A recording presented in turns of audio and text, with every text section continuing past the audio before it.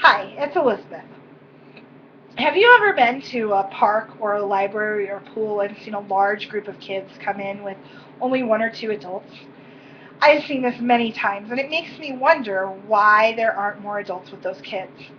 Well, if you ask the adults, normally they're with a daycare center, and then I begin to wonder what kind of quality of care these kids are getting.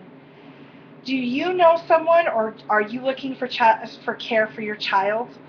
Today I'm going to give you some information to help you choose the right place for your child.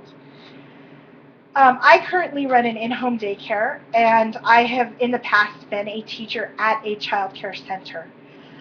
I've seen the differences between the two, and I think it's important for parents to choose the right place for their kids. I want to show you the difference between using an in-home daycare provider and a child care center. I'm going to compare the prices and the programs in each one, as well as the facilities and the qualifications of the providers.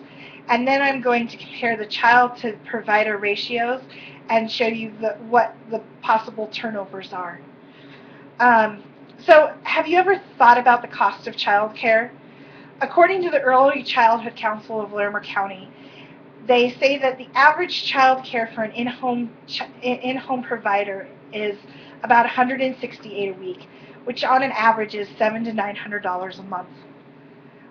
The Early Childhood Council also states that for a child care center, the average is about $243 a week, which averages out to be about $1,000 to $1,200 a month.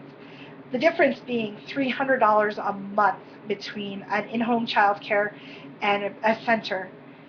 This is possibly at least a week's worth of food for most families. Now, when you start to look at the programs, they're going to vary from each facility, but most in-home child care providers as well as centers will have some sort of preschool program for children ages 2 to 3 on up. When you're looking at these programs, you want to make sure that the providers are well organized. They have a little bit of training or have some sort of curriculum that they follow, as well as they have age-appropriate activities. Another important thing to think about is parents should always do a visit of the home or the child care center. This will show you how well things are organized and how clean things are kept. In the rules and regulations for a family child care home, it states that they need to have at least 35 square feet per child indoors and 75 square feet per child outdoors.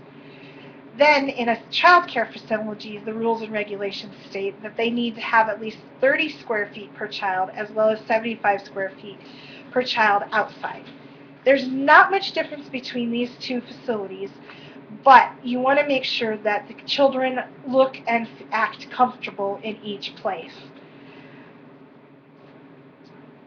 Now, when looking at the qualifications of the providers, an in-home provider is required to have 15 hours of pre-licensing training, as well as 9 of those hours have to be in a core knowledge area. Some of that has to be in guidance, which expresses that there's no corporal punishment ever to be used. They must also have first aid, CPR, medical administration, and an hour and a half worth of universal precaution training. This has to be kept up to date and has to be renewed every 3 years, except for CPR and first aid, which has to be renewed every 2 years.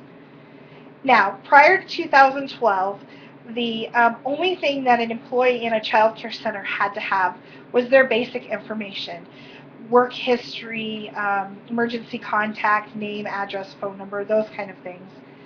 But now the regulations state that they have to have the center has to provide at least 15 hours worth of training for the employees, as well as 1.5 hours worth of universal precautions. So even though the training is now much the same for in-home care providers and centers, the big thing that really sets them apart is the child to provider ratios. For an in-home provider, they have to have six. They can only have 6 children. 2 of those children can be under the age of 2, which is considered an infant. Now, in a center, an infant room can have 5 children to 1 provider. In a 2 to 3-year-old classroom, there can be 7 children to 1 provider, and it keeps going up from there. So when you get into 3 and 4-year-olds and 5 and up to 5, you get a 12 to 1 ratio, a 10 to 1 ratio, 12 to 1 ratio, and then in a mixed group between the ages of 2.5 to 6, you get a 10 to 1 ratio. So when looking at the child care provider ratios, think about how one adult can truly provide the proper care for those children. Ask yourself, does it seem logical that one adult can take care of 5 infants at the same time? So in comparing an in-home daycare and a child care center, the differences are outstanding. In-home providers get more training and have to keep them current. They don't have to take care of as many children as a facility, as a center.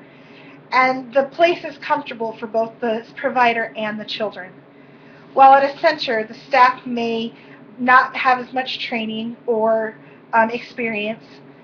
They have to keep their rooms full, and the facilities are not as homey.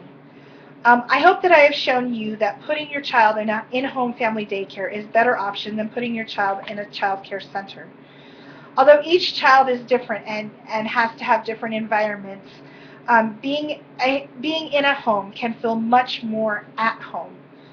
So when thinking about child care for your child or a child that you know, make sure that you check out the prices of the programs that you'll be entering, visit each center or home, and make sure that you are comfortable with the child to provider ratios that are in each facility. And the next time that you see that large group of kids come wandering through the library, park, or pool, know that you have made the right choice for your child. Wahoo!